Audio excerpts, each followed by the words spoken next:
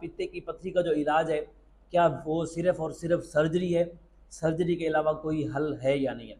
सबसे पहले आप ये समझ लें कि हर पित्ते की पथरी का इलाज ऑपरेशन या सर्जरी नहीं होता, अनटिल अनलेस आपको जो दर्द, जो तकलीफ़ हो, जो पेन हो, वो बहुत ज़्यादा शदीद हो, वो एक बार नहीं 4 5 6 बार पड़ चुका हो, और आपका उठना बैठना, ऑयल वाली चीज़ें खाना बिल्कुल मतलब कि ख़तरनाक हो चुका हो, आपको थोड़ा खाते हो और तकलीफ़ शुरू हो जाती हो, तो फिर आपको ऑपरेशन ही कराना पड़ेगा। लेकिन अगर ये एज अ इंसिडेंटल फाइंडिंग होती है, इंसिडेंटल फाइंडिंग का मतलब ये है कि आपने किसी वजह से अल्ट्रासाउंड करवाया और आपके पित्ते के अंदर डॉक्टर ने बताया, अल्ट्रासाउंड वाले ने बताया कि पथरी आ गई है, तो उसको इंसिडेंटल फाइंडिंग कहा जाता है। तो उसमें ऑपरेशन की ज़रूरत नहीं होती, वो एसिम्प्टोमेटिक होते हैं, मतलब कि वो अलामात नहीं दे रहे होते,